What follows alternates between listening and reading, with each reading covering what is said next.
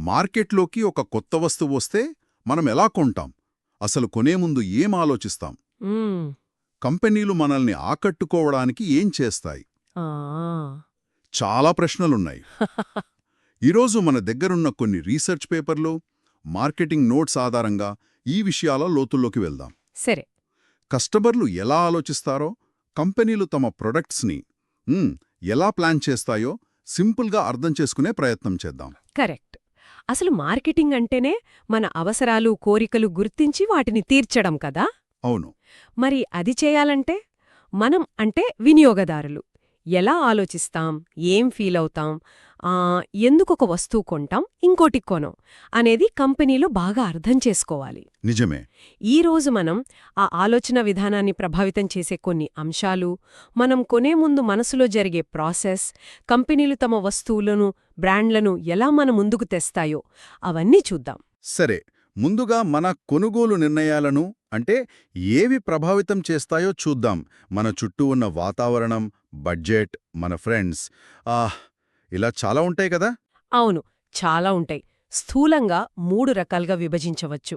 మన సంస్కృతి మరియు సమాజం అంటే కల్చరల్ అండ్ సోషల్ అన్నమాట. ఓకే. ఆ తర్వాత మన వ్యక్తిగత పరిస్థితులు, పర్సనల్ ఫ్యాక్టర్స్, ఇంకా మన మానసిక స్థితి, సైకలాజికల్ ఫ్యాక్టర్స్. ఓ. వీటిలో సంస్కృతి, కల్చర్ చాలా పెద్ద ప్రభావం చూపుతుంది. మనం పెరిగిన వాతావరణం, మన నమ్మకాలు, విలువలు ఇవన్నీ మనం ఏది ఇష్టపడతామో, ఏది కొనాలనుకుంటామో డిసైడ్ చేస్తాయి. అంటే ఇప్పుడు ఇండియాలో పెరిగిన వాళ్ళకి కొన్ని వస్తువుల మీద ఉండే ఇష్టం హా, అమెరికాలో పెరిగిన వాళ్ళకుండకపోవచ్చు, అంతేనా? ఖచ్చితంగా. అంతేకాదు, మన దేశంలోనే చూడండి, వేర్వేరు ప్రాంతాలు, మతాలు, భాషల వాళ్ల ఇష్టాలు వేరుగా ఉంటాయి. నిజమే. వీటిని ఉపసంస్కృతులు అంటారు, సబ్ కల్చర్స్ అన్నమాట. అలాగే మన సమాజంలో ఉండే ఆర్థిక స్థాయిలు, సోషల్ క్లాసెస్ అంటే ఉన్నత వర్గం, మధ్యతరగతి, దిగువ వర్గం, వాళ్ల కొనుగోలు అలవాట్లు, ఇష్టపడే బ్రాండ్స్ కూడా చాలా భిన్నంగా ఉంటాయి. సరే, ఇక మన ఫ్రెండ్స్, ఫ్యామిలీ సంగతేంటి? వాళ్ల ప్రభావం కూడా బాగానే ఉంటుంది కదా. అబ్బే, చాలా ఎక్కువగా ఉంటుంది. వీటిని రిఫరెన్స్ గ్రూపులంటాం. రెఫరెన్స్ గ్రూప్స్ మన కుటుంబం, స్నేహితులు, కొలీగ్స్ వీళ్లంతా మన నిర్ణయాలను నేరుగా ప్రభావితం చేస్తారు. కొన్నిసార్లు మనం ఏదో ఒక గ్రూప్లో చేరాలనుకుంటాం, ఆస్పిరేషనల్ గ్రూప్స్ అన్నమాట. వాళ్లలాంటి వస్తువులు వాడతాం. లేదా కొన్ని గ్రూప్స్కి దూరంగా ఉండాలనుకుంటాం, డిసోసియేటివ్ గ్రూప్స్ అంటారు. వాళ్లు వాడేవి మనం అస్సలు వాడం. ఓ, ఈ మధ్య ఇన్ఫ్లుయెన్సర్లు అని, ఒపీనియన్ లీడర్లు అని బాగా వింటున్నాం. మరి వాళ్ల పాత్ర ఏంటి? వాళ్లు కూడా రెఫరెన్స్ గ్రూపుల్లో భాగమే. ఏదైనా కొత్త ప్రోడక్ట్ గురించి మనకి పెద్దగా తెలియకపోతే, ఆ ప్రోడక్ట్ గురించి బాగా తెలిసినా మనం నమ్మే ఒక వ్యక్తి, ఒపీనియన్ లీడర్ మాట, వాళ్లు చెప్పే మాట వింటాం. అవును. వాళ్లు చెప్పే సలహా లేదా సమాచారం మనల్ని ప్రభావితం చేస్తుంది. కొన్ని కంపెనీలు, ముఖ్యంగా యూత్ ఫ్యాషన్పై దృష్టి పెట్టే హాట్ టాపిక్ లాంటివి, ఈ ఒపీనియన్ లీడర్ల స్టైల్స్ని బాగా ఫాలో అవుతుంటాయి తెలుసా. అలాగా? ఇవన్నీ బయటి ప్రభావాలు. సరే, మరి మన వ్యక్తిగత అంశాలు, మన వయస్సు, ఉద్యోగం, డబ్బు, మన పర్సనాలిటీ ఇవన్నీ ఎలా పనిచేస్తాయి? ఇవి కూడా చాలా ముఖ్యం. మన వయసు పెరిగే కొద్దీ మన ఇష్టాలు మారతాయి. చిన్నప్పుడు ఇష్టపడే బట్టలు, తిండి పెద్దయాక ఇష్టపడం కదా. అవునవును. అలాగే మన జీవిత దశలు, పెళ్లి కానప్పుడు, పిల్లలు పుట్టాక, రిటైర్ అయ్యాక మన అవసరాలు, ఖర్చులు మారిపోతాయి. మన ఉద్యోగం, మన ఆర్థిక పరిస్థితి అంటే సంపాదన, అప్పులు ఇవి కూడా మనం ఏం కొనగలం, ఏం కొనలేం అని డిసైడ్ చేస్తాయి. మరి పర్సనాలిటీ అంటే మనకు నచ్చే బ్రాండ్స్ మన పర్సనాలిటీని బట్టి ఉంటాయా? చాలా వరకు. ప్రతి మనిషికి కొన్ని ప్రత్యేక లక్షణాలుంటాయి. ధైర్యం, నిజాయితీ, సరదాగా ఉండటం ఇలా. అలాగే బ్రాండ్లకు కూడా ఒక వ్యక్తిత్వం ఉంటుంది, బ్రాండ్ పర్సనాలిటీ అంటారు. ఉదాహరణకి కొన్ని బ్రాండ్స్ చాలా రఫ్ అండ్ టఫ్ అనిపిస్తాయి, రగెడ్నెస్ అంటారు. కొన్ని చాలా స్టైలిష్, సోఫిస్టికేటెడ్ అనిపిస్తాయి. ఓకే. మనం మన పర్సనాలిటీకి లేదా మనమెలా ఉండాలనుకుంటున్నామో దానికి మ్యాచ్ అయ్యే బ్రాండ్లను ఎక్కువగా ఇష్టపడతాం. మన సెల్ఫ్ కాన్సెప్ట్కి తగ్గట్టనమాట. అంటే మనల్ని మనం ఎలా చూసుకుంటామో. ఎగ్జాక్ట్లీ. జీవనశైలి, లైఫ్ స్టైల్ కూడా అంతే. మన అభిరుచులు, మనం చేసే పనులు, మనకున్న విలువలు ఇవన్నీ మనమెలాంటి ప్రాడక్ట్స్ కొంటామో తెలియచేస్తాయి. ఈ మధ్య లోహాస్ అని విన్నారా? లేదండి, ఏంటది? Life styles of health and sustainability అంటే ఆరోగ్యం, పర్యావరణం గురించి ఎక్కువ శ్రద్ధ తీసుకునేవాళ్లు. వాళ్ళు సహజ ఉత్పత్తులు, గ్రీన్ బిల్డింగ్స్, ఎకోటూరిజం వైపు మొగ్గు చూపుతారు. ఇంట్రెస్టింగ్. ఇక్కడే నాకు ఇంకా ఆసక్తిగా అనిపిస్తోంది. ఇవన్నీ మనల్ని ప్రభావితం చేస్తాయి సరే, కానీ అసలు మన మనసు లోపల ఏం జరుగుతుంది? అంటే కొనాలనే ఆలోచన ఎలా పుడుతుంది? మంచి పాయింట్ అడిగారు. ఇక్కడే కీలక మానసిక ప్రక్రియలు, సైకలాజికల్ ప్రాసెసెస్ వస్తాయి. ముఖ్యంగా 4: ప్రేరణ, మోటివేషన్, అవగాహన, పర్సెప్షన్, అభ్యాసం, లెర్నింగ్, మరియు జ్ఞాపకశక్తి, మెమరీ. ప్రేరణ అంటే మోటివేషన్. అవును. మనకు ఏదైనా అవసరం, నీడుందనుకోండి, ఆకలి, దాహం లాంటి శారీరక అవసరం కావచ్చు, లేదా గుర్తింపు, గౌరవం లాంటి మానసిక అవసరం కావచ్చు. అది బలంగా అనిపించినప్పుడు దాన్ని తీర్చుకోవడానికి మనల్ని ఏదో ఒక శక్తి, ఒక ఫోర్స్ నడిపిస్తుంది. అదే ప్రేరణ. ఓకే. దీన్ని అర్థం చేసుకోవడానికి చాలా థియరీలున్నాయి. మాస్లో నీడ్ హైరార్కీ థియరీ ఒకటి. విన్నాను. అలాగే హెర్ట్జ్బర్గ్ 2 ఫ్యాక్టర్ థియరీ కూడా మార్కెటింగ్లో బాగా ఉపయోగపడుతుంది. అదెలా? కొంచెం వివరిస్తారా? తప్పకుండా. ఈయన ప్రకారం కొన్ని విషయాలు మనల్ని అసంతృప్తికి గురిచేస్తాయి, డిస్సాటిస్ఫైయర్స్ అంటారు. ఉదాహరణకు కొన్న ఫోన్కి సరైన సిగ్నల్ లేకపోవడం. అవును, చిరాకొస్తుంది. మరికొన్ని విషయాలు సంతృప్తినిస్తాయి, సాటిస్ఫైయర్స్. అదే ఫోన్ కెమెరా చాలా బావుండటం. కంపెనీలు ముందుగా ఆ డిస్సాటిస్ఫైయర్స్ లేకుండా చూసుకోవాలి, అంటే బేసిక్ ప్రాబ్లమ్ సాల్వ్ చేయాలి. సరే. కానీ అంతటితో ఆగకూడదు. సంతృప్తినిచ్చే అంశాలను, సాటిస్ఫైయర్స్ను కూడా జోడించాలి. అప్పుడే కస్టమర్ నిజంగా హ్యాపీ అవుతాడు. కేవలం ప్రాబ్లం లేకపోవడం కాదు, ప్లస్ పాయింట్స్ కూడా ఉండాలి. అర్థమైంది. మరి అవగాహన, పర్సెప్షన్ అంటే మనం చూసేదాన్ని, వినేదాన్ని ఎలా అర్థం చేసుకుంటాం? కరెక్ట్. మనం రోజుకి వందల, వేల సంఖ్యలో యాడ్స్ చూస్తాం. బోలెడు సమాచారం మన ముందుకొస్తుంది. కానీ అన్నింటినీ పట్టించుకోం కదా? లేదు, అస్సలు పట్టించుకోం. దీన్నే సెలెక్టివ్ అటెన్షన్ అంటాం. మనకు ప్రస్తుతానికి అవసరమైనవి, లేదా చాలా వింతగా, కొత్తగా, పెద్దగా అనిపించేవి మాత్రమే మన దృష్టిని ఆకర్షిస్తాయి. ఓకే. అలాగే మనకున్న నమ్మకాలకు అనుగుణంగా సమాచారాన్ని, మనకు నచ్చినట్టుగా వక్రీకరించి అర్థం చేసుకుంటాం. దీన్ని సెలెక్టివ్ డిస్టార్షన్ అంటారు. అంటే మనకు బాగా నచ్చిన బ్రాండ్ గురించి ఎవరైనా చెడుగా చెప్పినా మనమంత త్వరగా నమ్మం. అలా ఉండదేమో అనుకుంటాం. నిజమే. చివరిగా మన అభిప్రాయాలకు, నమ్మకాలకు సరిపోయే విషయాలనే ఎక్కువగా గుర్తుంచుకుంటాం. Selective retention. హమ్మో! అంటే మనకు నచ్చిందే చూస్తాం, నచ్చిందే నమ్ముతాం, నచ్చిందే గుర్తుపెట్టుకుంటాం అన్నమాట. చాలా వరకు అంతే. అందుకే బ్రాండ్ ఇమేజ్ క్రియేట్ చేయడం, దాన్ని కాపాడుకోవడం కంపెనీలకు అంత ముఖ్యం. అవును కదా. ఇక అభ్యాసం, లెర్నింగ్ అంటే అనుభవం ద్వారా మన ప్రవర్తనలో వచ్చే మార్పు. ఒక వస్తువు వాడి నచ్చితే మళ్ళీ మళ్ళీ అదే కొంటాం, అదొక లెర్నింగ్. నచ్చకపోతే ఇంకోసారి దాని జోలికి వెళ్ళం, అదీ లెర్నింగే. సరే. జ్ఞాపక శక్తి, మెమొరీ కూడా కీలకమే. మనకొక బ్రాండ్ గురించి ఏం గుర్తుంటుంది? దాని మంచి చెడ్డలు, దాని యాడ్స్, దాంతో మనకున్న అనుభవాలు, పాజిటివ్, నెగటివ్ అన్నీ మన మెమొరీలో స్టోర్ అవుతాయి, లాంగ్ టర్మ్ మెమొరీలో. ఆ మధ్య మీట్ టు స్టిక్ అనే ఒక పుస్తకం గురించి విన్నాను.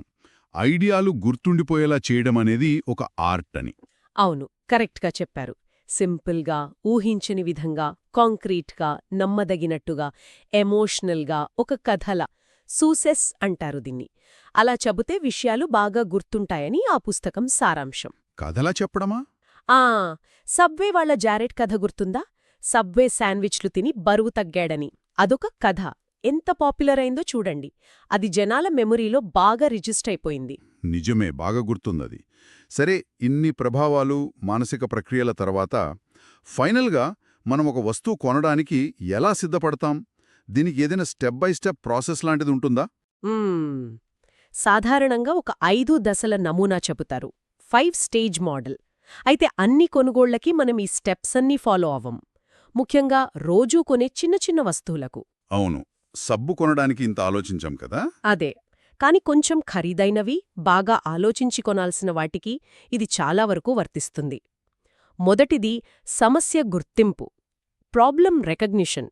అంటే మనకేదో కావాలి అనిపించటం. అవును, మనకొక అవసరం లేదా సమస్య ఉంది అని గుర్తించడం. ఉదాహరణకు పాత ఫోన్ పాడవడం లేదా స్లో అవడం. అది అంతర్గతంగా రావచ్చు లేదా బయటనుంచి. ఫ్రెండ్ కొత్త ఫోన్ చూసి మనకు కావాలనిపించడం లాంటిది. ఓకే. రెండో స్టెప్. రెండోది సమాచార శోధన, ఇన్ఫర్మేషన్ సర్చ్. కొత్త ఫోన్ల గురించి వెతకడం మొదలుపెడతాం. ఫ్రెండ్స్ని అడుగుతాం, ఆన్లైన్లో రివ్యూలు చూస్తాం, షాపులకు వెళ్తాం. మూడోది ప్రత్యామ్నాయాల మూల్యాంకనం, ఇవాల్యుయేషన్ ఆఫ్ ఆల్టర్నేటివ్స్. అంటే మన దగ్గరున్న ఆప్షన్స్, కొన్ని ఫోన్ మోడల్స్ పోల్చి చూస్తాం. కెమెరా ఎలా ఉంది, బ్యాటరీ లైఫ్ ఎంత, ధర, బ్రాండ్ ఇమేజ్, ఇలా రకరకాల అంశాల ఆధారంగా. సరే. నాలుగోది కొనుగోలు నిర్ణయం, పర్చేస్ డిసిషన్. అన్నిటికన్నా బెస్ట్ అనిపించిన ఫోన్ని కొనాలని నిర్ణయించుకోవడం. అయితే ఇక్కడే చిన్న ట్విస్ట్ ఉండొచ్చు. ఏంటది? మనం కొనాలని డిసైడ్ అయ్యాక కూడా మన ఫ్రెండ్ ఎవరో వద్దురా ఆ ఫోన్ బాగాలేదు అనో, లేదా అనుకోకుండా మనకు వేరే పెద్ద ఖర్చు రావడమో జరిగితే ఆ నిర్ణయం మారచ్చు. కొనే ముందు రిస్క్ కూడా చూస్తాం. కొన్నాకిది సరిగ్గా పనిచేయదేమో, డబ్బులు వేస్టేమో అని కూడా అనిపిస్తుంది. నిజమే. ఇక చివరి స్టెప్ చివరిది కొనుగోలు అనంతర ప్రవర్తన, పోస్ట్ పర్చేస్ బిహేవియర్. ఫోన్ కొన్నాక వాడి చూసి మనం అనుకున్నట్టుందా లేదా అని చూస్తాం. బాగుంటే సంతృప్తి, లేదంటే అసంతృప్తి. ఆ ఫీలింగ్ మన నెక్స్ట్ పర్చేస్ని ప్రభావితం చేస్తుంది. ఇందాక డామినోస్ పిజ్జా ఉదాహరణ చెప్పారు కదా, రెసిపీ మార్చారు. అంతేకాదు, అవును మా పిజ్జా బాగాలేదని మీరన్నారు, అందుకే మార్చేశాం అని ఓపెన్గా యాడ్స్ ఇచ్చారు. అది చాలా ధైర్యమైన స్టెప్. కస్టమర్ ఫీడ్బ్యాక్కి విలువిస్తున్నామని చూపించారు. ఓ, అంటే మనం అనుకున్నంత సింపుల్ కాదనమాట ఈ కొనుగోలు ప్రాసెస్. చాలా లేయర్స్ ఉన్నాయి. అవును. అయితే మనం ఎప్పుడు ఇంత లాజికల్గా ఆలోచించే కొంటామా?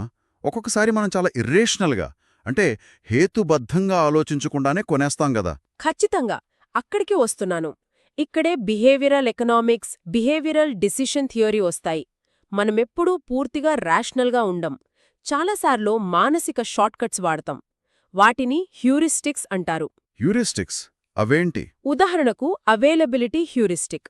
ఏదైనా విషయం మనకు సులభంగా గుర్తొస్తే అది చాలా తరచుగా జరుగుతుందని లేదా చాలా ముఖ్యమైనదని నమ్మేస్తాం. యాక్సిడెంట్ వార్త వింటే ప్రయాణం చేయడమే ప్రమాదం అనిపిస్తుంది కదా. అవును. అలాగే రెప్రెజెంటేటివ్నెస్ హ్యూరిస్టిక్.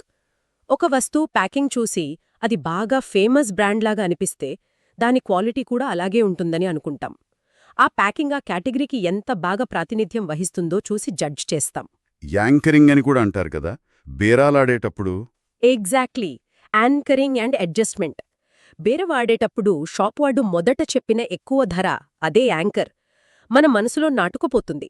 ఆ తర్వాత ఎంత తగ్గించినా మనకదేదో పెద్ద డిస్కౌంట్లా అనిపిస్తుంది, ఆ మొదటి ధరతో పోల్చుకుంటాం కాబట్టి. నిజమే. అలాగే ఫ్రేమింగ్ ఎఫెక్ట్. ఒకే విషయాన్ని చెప్పే విధానం, దాన్ని ఎలా ఫ్రేమ్ చేస్తారు అనేది కూడా మన నిర్ణయాన్ని మారుస్తుంది. ఈ ప్రాడక్ట్లో 25% కొవ్వు ఉంది అనడం కన్నా ఈ ప్రాడక్ట్ 75% కొవ్వు రహితం అంటే పాజిటివ్గా అనిపిస్తుంది. రెండూ ఒకటే అయినా అవును కదా. ప్రవర్తించకపోవడం గురించి చాలా బాగా రాశారు. మెంటల్ అకౌంటింగ్ అని ఇంకో కాన్సెప్ట్ కూడా ఉంది. అద్భుతం. కస్టమర్ సైకాలజీ ఎంత కాంప్లెక్స్గా ఉందో. సరే, ఇదంతా వినియోగదారుడి వైపు. ఇప్పుడు కంపెనీల వైపు చూద్దాం. ఇదంతా అర్థం చేసుకున్నాక వాళ్ళు తమ ప్రోడక్ట్స్ని ఎలా ప్లాన్ చేస్తారు? ప్రోడక్ట్ స్ట్రాటజీ వైపు వెళ్దామా? తప్పకుండా. ముందుగా ప్రాడక్ట్ అంటే కేవలం భౌతిక వస్తువు మాత్రమే కాదు. అదొక సేవ కావచ్చు, ఒక అనుభవం కావచ్చు, ఒక ఐడియా కావచ్చు. ఏదైనా సరే మన అవసరాన్ని లేదా కోరికను తీర్చగలగాలి, మార్కెట్లో అందించగలగాలి. ఓకే. కంపెనీలో ఒక ప్రాడక్ట్ని కేవలం వస్తువుగా చూడవు. దానికి కొన్ని స్థాయిలు, లేయర్స్ ఉంటాయని భావిస్తారు. ఫిలిప్ కోట్లర్ దీన్ని 5 ప్రాడక్ట్ లెవెల్స్ మోడల్ అంటారు. 5 లెవెల్స్ అంటే ఒక హోటల్ రూమ్ ఉదాహరణగా తీసుకుంటే ఇలా చెప్పొచ్చు. మంచి ఉదాహరణ. Core benefit. అసలు మనం హోటల్ రూమ్ ఎందుకు బుక్ చేస్తాం? రెస్ట్, నిద్ర కోసం. అదే కోర్ బెనిఫిట్. సరే. 2 బేసిక్ ప్రోడక్ట్. ఆ బెనిఫిట్ని అందించే ప్రాథమిక రూపం, రూమ్లో ఒక బెడ్, బాత్రూమ్. 3 expected product. మనం సాధారణంగా ఆశించేవి శుభ్రమైన బెడ్, టవల్స్, కొంచెం ప్రశాంతత, వేడి నీళ్లు. అవును. 4 ఆగ్మెంటెడ్ ప్రోడక్ట్. మనం ఆశించిన దానికంటే ఎక్కువ ఇచ్చేవి. రూమ్లో టీవీ, ఏసీ, వైఫై, మంచి రూమ్ సర్వీస్, కాంప్లిమెంటరీ బ్రేక్ఫాస్ట్. ఇక్కడే కంపెనీలు పోటీ పడతాయి, తమను తాము వేరుగా చూపించుకోవడానికి ప్రయత్నిస్తాయి. అర్థమైంది. 5 పొటెన్షియల్ ప్రోడక్ట్. భవిష్యత్తులో ఆ రూమ్కి ఇంకా ఏమేం కొత్త హంగులు చేర్చొచ్చు, ఎలా ఇంకా బెటర్ చెయ్యొచ్చు అనేది. ప్రతి ప్రాడక్ట్ గురించి ఇంత లోతుగా ఆలోచిస్తారా? సరే, మరి ఈ ప్రాడక్ట్స్ని ఎలా వర్గీకరిస్తారు? మనం రోజూ వాడే సబ్బులు, షాంపూల దగ్గర్నుంచి కార్ల వరకు అన్నీ ఒకేలా అమ్మరు కదా? అమ్మురు. వాటిని వేర్వేరు రకాలుగా వర్గీకరిస్తారు. ఒకటి వాటి మన్నిక. మనం వాటి తాకగలమా లేదా అన్నదాన్ని బట్టి. అంటే non durable goods, beer shampoo లాంటివి త్వరగా అయిపోతాయి. హ్మ్, డ్యూరబుల్ గూడ్స్, రిఫ్రిజిరేటర్లు, బట్టలు లాంటివి చాలా కాలం మనుతాయి. సర్వీసెస్, హెయిర్ కట్స్, రిపేర్లు, కన్సల్టింగ్ లాంటివి ఇవి కనిపించవు, తాకలేం. సరే, ఇంకేమైనా రకాలున్నాయా? మనం కొనే పద్ధతిని బట్టి కూడా వర్గీకరిస్తారు. కన్జ్యూమర్ గూడ్స్ క్లాసిఫికేషన్ అంటారు. కన్వీనియన్స్ గూడ్స్, సబ్బు, పత్రికలు, కూల్ డ్రింక్స్ లాంటివి పెద్దగా ఆలోచించకుండా సులభంగా తరచుగా కొంటాం. ఓకే. షాపింగ్ గూడ్స్, ఫర్నిచరు, బట్టలు, ఫోన్లు లాంటివి కొనే ముందు కొంచెం పోల్చి చూస్తాం. ధర, క్వాలిటీ, స్టైల్ అన్ని చూస్తాం. అవును. స్పెషాలిటీ గూడ్స్, లగ్జూరీ కార్లు, ఖరీదైన సూట్లు, ప్రత్యేకమైన ఫోటోగ్రఫీ ఎక్విప్మెంట్ లాంటివి. వీటికోసం కస్టమర్ ప్రత్యేకంగా వెతుకుతాడు, ఎంత దూరమైనా వెళ్తాడు, ఎక్కువ ధర పెట్టడానికైనా సిద్ధపడతాడు. హ్మ్, చివరిగా అన్సాల్ట్ గూడ్స్, లైఫ్ ఇన్షూరెన్స్, శ్మశానవాటిక ప్లాట్లు, బ్లడ్ డొనేషన్ లాంటివి. వీటి గురించి సాధారణంగా కస్టమర్ ఆలోచించడు, కొనాలనుకోడు. కంపెనీలే వీటిని బాగా ప్రమోట్ చేసి అమ్మాలి. ఓ, ఇన్ని రకాలున్నాయా? సరే, మార్కెట్లో ఒకే రకమైన బోల్డెడు ప్రొడక్ట్స్ ఉన్నప్పుడు తమ ప్రొడక్ట్ ప్రత్యేకంగా నిలబడాలని కంపెనీలేం చేస్తాయి? దీన్నే డిఫరెన్సియేషన్ అంటారా? అవును, డిఫరెన్సియేషన్. తమ ప్రాడక్ట్ని పోటీదారుల కంటే ఏదో ఒక విధంగా భిన్నంగా, మెరుగ్గా చూపించడం. ఇది చాలా చాలా ముఖ్యం. ఎలా చేస్తారు? అనేక మార్గాలున్నాయి. ప్రాడక్ట్ ద్వారానే భేదాన్ని చూపించవచ్చు. ఉదాహరణకు ఫామ్ అంటే ఆకారం, పరిమాణం, స్ట్రక్చర్. హ్మ్, ఫీచర్స్ బేసిక్ ఫంక్షన్కి అదనంగా ఉండే లక్షణాలు. ఫోన్లో కెమెరా క్వాలిటీ, మెమొరీ లాంటివి. కస్టమైజేషన్ కస్టమర్కి కావాల్సినట్టు వాళ్లే డిజైన్ చేసుకునే అవకాశం ఇవ్వడం. లేగో వాళ్ళు డిజైన్ బై మీ అని చేశారు. ఓ, బాగుంది. పర్ఫార్మెన్స్ క్వాలిటీ ప్రోడక్ట్ ఎంత బాగా పనిచేస్తుంది, తక్కువ, సగటు, అధికం, ఉన్నతమైనది, ఇలా లెవెల్స్ ఉంటాయి. కన్ఫర్మేషన్ క్వాలిటీ తయారు చేసిన ప్రతి యూనిట్ అనుకున్న స్పెసిఫికేషన్స్కి తగ్గట్టుగా ఉండా లేదా అనేది. పోర్షే కార్లు దీనికి పెట్టింది పేరు. క్వాలిటీ అంటే ఇదేనా? ఇందులో ఇంకా చాలా ఉన్నాయి. డ్యూరబిలిటీ ఎంతకాలం మొన్నుతుంది, రిలయబిలిటీ ఎంత నమ్మదగినది, త్వరగా ఫెయిల్ అవ్వకుండా ఉంటుందా, రిపేరబిలిటీ పాడైతే రిపేర్ చేయడం సులభమా కాదా, style product look and feel ఇది ఎమోషనల్గా కనెక్ట్ అవుతుంది. యాపిల్ ప్రొడక్ట్ స్టైల్కి మంచి ఉదాహరణ. డిజైన్ కూడా అంటారు కదా, స్టైల్ వేరా డిజైన్ వేరా? మంచి ప్రశ్నే. డిజైన్ అనేది ఇంకా పెద్ద పదం. అది కేవలం లుక్ మాత్రమే కాదు, ఫంక్షనాలిటీని, యూజర్ ఎక్స్పీరియన్స్ని కూడా కలుపుకుంటుంది. కస్టమర్కి కావలసిన ఫీచర్లు, మంచి పర్ఫార్మెన్స్, తక్కువ ఖర్చులో తయారీ, సులభంగా డిస్ట్రిబ్యూట్ చేయడం, రిపేర్ చేయడం ఇవన్నీ డిజైన్లో భాగమే. బ్యాంగ్ అండ్ ఒలిఫ్సన్ ఆడియో ప్రొడక్ట్స్ డిజైన్కి మంచి పేరుంది. ఓకే. ప్రాడక్ట్లో తేడా చూపలేకపోతే? అప్పుడు సర్వీస్లో తేడా చూపిస్తారు. Service differentiation. సర్వీస్ అంటే డెలివరీ, ఇన్స్టలేషన్ లాంటివా? అవును. ఆర్డరింగ్ ఈజ్ కస్టమర్ ఎంత సులభంగా ఆర్డర్ చేయగలడు, డెలివరీ ఎంత వేగంగా, కరెక్ట్గా, జాగ్రత్తగా డెలివరీ చేస్తున్నారు. ఇందాక చెప్పిన సీమెక్స్ కాంక్రీట్ డెలివరీ ఉదాహరణ గుర్తుందా? గుర్తుంది. పిజ్జా కన్నా ఫాస్ట్గా అని. అదే.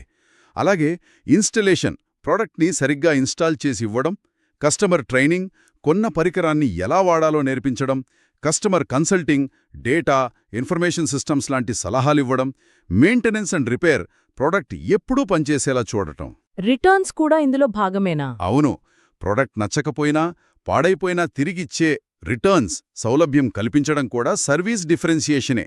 ఇది కస్టమర్లలో నమ్మకాన్ని పెంచుతుంది. సరే, ఒక కంపెనీ చాలా రకాల ప్రోడక్ట్స్ అమ్ముతుంది కదా, వాటన్నిటినీ కలిపి ఏమంటారు? ఎలా మేనేజ్ చేస్తారు? దాన్ని ప్రోడక్ట్ మిక్స్ లేదా ప్రోడక్ట్ అసార్ట్మెంట్ అంటారు. అంటే ఒక కంపెనీ అమ్మకానికి పెట్టే అన్ని ప్రోడక్ట్స్, ఐటమ్స్ కలిపి. ఓకే. దీనికి కొన్ని కొలతలున్నాయి. విడ్త్ అంటే కంపెనీ ఎన్ని విభిన్న ప్రోడక్ట్ లైన్స్ అమ్ముతుంది. ఉదాహరణ పిఎన్జి, డిటర్జెంట్లు, టూత్పేస్ట్లు, సబ్బులు, డైపర్లు ఇవన్నీ వేర్వేరు లైన్స్. లెంత్ అంటే ఆ మిక్స్లో మొత్తం ఎన్ని ఐటమ్స్ ఉన్నాయి. డెప్త్ ఒక్కో ప్రోడక్ట్ లైన్లో ఎన్ని వేరియన్స్ ఉన్నాయి. ఉదాహరణకు టైడ్ డిటర్జెంట్ ఎన్ని సైజుల్లో, ఎన్ని రకాలుగా లిక్విడ్, పౌడర్, ప్యాడ్స్ దొరుకుతుంది. అదమ్ని డెప్త్. ఓ. కన్సిస్టెన్సీ ఈ వేర్వేరు ప్రోడక్ట్ లైన్స్ ఒకదానికొకటి ఎంత దగ్గరి సంబంధం కలిగి ఉన్నాయి, తయారీలో, డిస్ట్రిబ్యూషన్లో, వాడకంలో. ఇలా పిఎన్జి ప్రోడక్ట్స్ అన్నీ కన్జ్యూమర్ గుడ్స్ సూపర్ మార్కెట్లలో దొరుకుతాయి కాబట్టి వాటి మధ్య కన్సిస్టెన్సీ ఎక్కువ. మరి ఈ ప్రాడక్ట్ లైన్స్ని ఎప్పటికప్పుడు విశ్లేషిస్తుంటారా? ఏది ఎక్కువ అమ్ములవుతోంది, ఏది లాభం తెస్తోంది అని? తప్పకుండా ప్రొడక్ట్ లైన్ ఎనాలిసిస్ చాలా ముఖ్యం. సేల్స్, ప్రాఫిట్స్ చూస్తారు.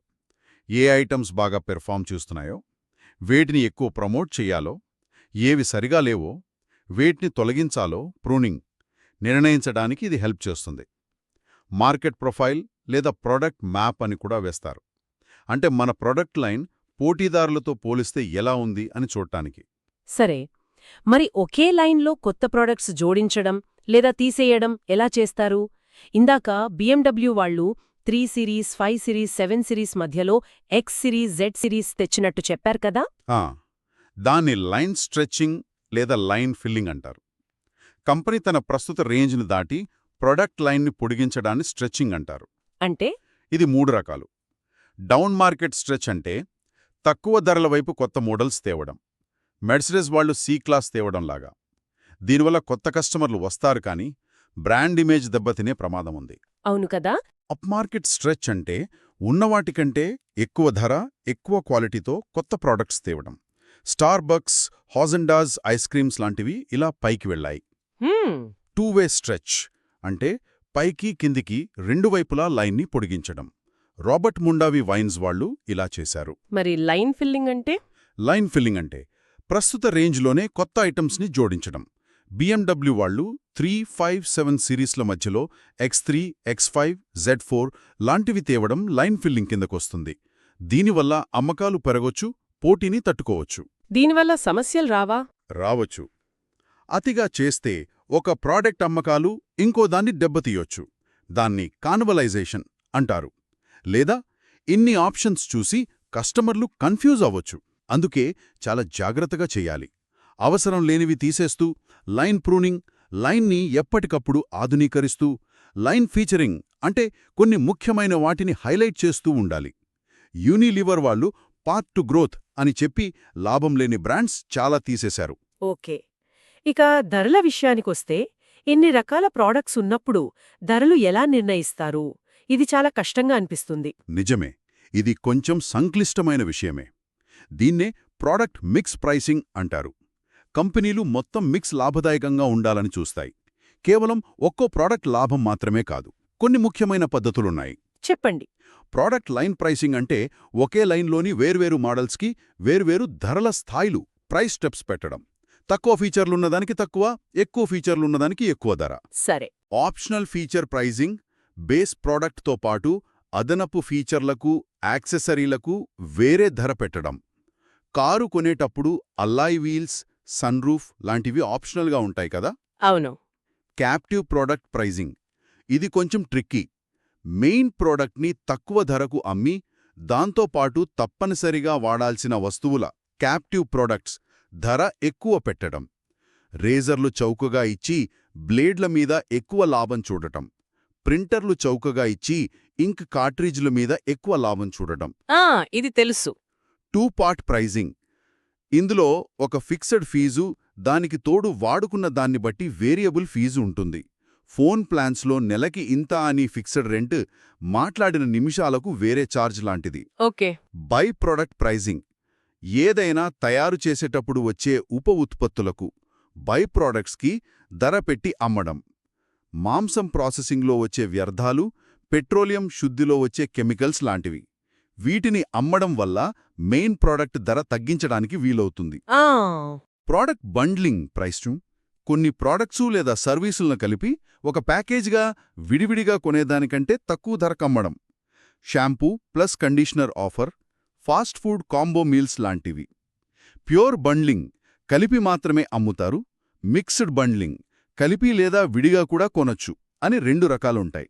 ఓకే. 2 బ్రాండ్స్ కలిసి ప్రోడక్ట్ అమ్మడం అంటే కో బ్రాండింగ్. లేదా ఒక ప్రోడక్ట్లో వాడే ముఖ్యమైన భాగానికి బ్రాండింగ్ ఇవ్వడం, ఇంగ్రీడియంట్ బ్రాండింగ్, ఇంటెల్ ఇన్సైడ్ లాగా. ఇవి కూడా చూస్తుంటాం కదా. అవును, ఇవి కూడా వ్యూహాలే. కోబ్రాండింగ్లో 2 లేదా అంతకన్నా ఎక్కువ తెలిసిన బ్రాండ్లు కలిసి ఒక ప్రోడక్ట్ని ఆఫర్ చేస్తాయి. జనరల్ మిల్స్, యోప్లైట్ కలిసి యోగర్ట్ తేవడం లాంటివి. దీనివల్ల 2 బ్రాండ్లకు లాభముంటుంది, కొత్త మార్కెట్లను చేరుకోవచ్చు. మరి ఇంగ్రీడియంట్ బ్రాండింగ్? ఇంగ్రీడియంట్ బ్రాండింగ్ అంటే ఒక బ్రాండెడ్ ఇంగ్రీడియంట్ని వేరే కంపెనీ ప్రోడక్ట్లో వాడటం. Teflon non stick coating, DuPont Stainmaster carpets, Gore-Tex waterproof fabric, ఇవన్నీ ఉదాహరణలు. ఆ ఇంగ్రీడియంట్ చాలా ముఖ్యమైనదై వేరే వాటికంటే భిన్నంగా ఉండి సులభంగా గుర్తుపట్టేలా ఉంటేనే ఇది సక్సెస్ అవుతుంది. చివరిగా ప్యాకేజింగ్, లేబుల్స్ గురించి కొంచెం చెప్పండి. ఇవి కూడా మార్కెటింగ్లో భాగమేనా, లేక ఊరికే కవర్ చేయడానికా? ఊరికే కవర్ చేయడానికి కాదు, ప్యాకేజింగ్ చాలా చాలా ముఖ్యం. అదొక సైలెంట్ సేల్స్ మ్యాన్ అంటారు. దాని ముఖ్య ఉద్దేశాలు చాలా ఉన్నాయి. అవేంటి? 1 బ్రాండ్ని గుర్తించడం, ఐడెంటిఫై ద బ్రాండ్. 2 సమాచారం అందించడం, ఎలా వాడాలి, ఇంగ్రీడియంట్స్ ఏంటి అని. 3 రవాణాలో షెల్ఫ్లో ప్రోడక్ట్ని కాపాడటం, ఫెసిలిటేట్స్ ట్రాన్స్పోర్టేషన్ అండ్ ప్రొటెక్షన్. 4 ఇంట్లో నిల్వ చేసుకోవడానికి వీలుగా ఉండటం, అసిస్ట్ అట్ హోమ్ స్టోరేజ్. 5 ప్రోడక్ట్ని వాడటానికి సహాయపడటం, aid product consumption. Packaging colour కూడా ముఖ్యమేనా? చాలా ముఖ్యం. రంగులు మన ఫీలింగ్స్ని, పర్సెప్షన్ని ప్రభావితం చేస్తాయి. తెలుపు స్వచ్ఛతకు, నలుపు లగ్జరీకి, ఎరుపు ఉత్సాహానికి, ఇలా ఒక్కో రంగుకు ఒక్కో అర్థముంటుంది మార్కెటింగ్లో. అయితే ప్యాకేజింగ్ మార్పులు కూడా జాగ్రత్తగా చెయ్యాలి కదా? ఖచ్చితంగా. ఒక్కోసారి మార్పులు బెడిసికొట్టొచ్చు.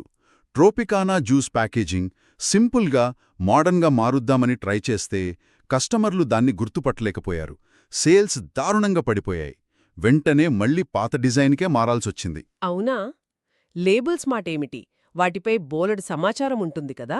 లేబుల్ కూడా చాలా పనులు చేస్తుంది. ఉత్పత్తిని గుర్తిస్తుంది, దాని క్వాలిటీ గ్రేడ్ చెబుతుంది, తయారీ వివరాలు, వాడే విధానం వివరిస్తుంది, ఆకర్షణీయంగా ఉండి ప్రోడక్ట్ని ప్రమోట్ చేస్తుంది. చట్టప్రకారం కొన్ని వివరాలు, బరువు, తయారీ తేదీ, ఎంఆర్పి లాంటివి తప్పనిసరిగా ఇవ్వాలి. ఒక్కోసారి లేబుల్స్పై చేసే ప్రయోగాలు కూడా విమర్శలకు దారితీయొచ్చు. సన్చిప్స్ వాళ్ళు 100% కాంపోస్టబుల్ బ్యాగ్ అని తెస్తే అది చాలా ఎక్కువ శబ్దం చేస్తుందని కంప్లైంట్స్ వచ్చాయి. దాంతో దాన్ని కొన్ని వెరైటీలకే పరిమితం చేయాల్సొచ్చింది. ఓహ్, ఇక వారంటీలు, గ్యారంటీలు? వారంటీలు, గ్యారంటీలనేవి ప్రోడక్ట్ పనితీరు గురించి, నాణ్యత గురించి కంపెనీ ఇచ్చే అధికారిక ప్రకటనలు, హామీలు అన్నమాట. ఇవి కస్టమర్లలో నమ్మకాన్ని పెంచుతాయి, కొనడంలో ఉన్న రిస్క్ని తగ్గిస్తాయి. మంచి వారంటీ ఉంటే కస్టమర్లు కొనడానికి ఎక్కువ ఇష్టపడతారు. అద్భుతం. అంటే మనం సూపర్ మార్కెట్లో 5 నిమిషాల్లో కొనే ఒక చిన్న వస్తువు వెనుక వినియోగదారుడి ఆలోచనల దగ్గర్నుంచి కంపెనీల వ్యూహాల వరకు ఇంత కథ ఉంటుందన్నమాట. అన్నీ ఒకదాంతో ఒకటి ముడిపడి ఉన్నాయి. పోటీ ప్రపంచంలో తమ స్థానాన్ని నిలబెట్టుకోవడానికి నిరంతరం వ్యూహాలను మెరుగుపరుచుకుంటూనే ఉండాలి. ఇదంతా మనల్ని వినియోగదారులను ఎంత బాగా అర్థం చేసుకున్నారనే దానిమీదే ఆధారపడి ఉంటుంది. కరెక్ట్. ప్రోడక్ట్స్ అంటే కేవలం వస్తువులు కావు. అవి మన అవసరాలు, మన ఫీలింగ్స్, మన ఆశలు, మన సంబంధాలతో ముడిపడిన ఒక సంక్లిష్టమైన విషయం. Bundle of benefits and meanings. బాగా చెప్పారు. ఈరోజు మనం చర్చించుకున్న విషయాల నేపథ్యంలో మన శ్రోతలు ఆలోచించడానికి ఒక ప్రశ్న. భవిష్యత్తులో టెక్నాలజీ, ముఖ్యంగా ఆర్టిఫిషియల్ ఇంటెలిజెన్స్ ఏఐ మన కొనుగోలు అలవాట్లను, కంపెనీల ప్రాడక్ట్ వ్యూహాలను ఇంకా ఏ విధంగా, ఎంత లోతుగా మార్చబోతోంది? దీని గురించి ఆలోచించండి.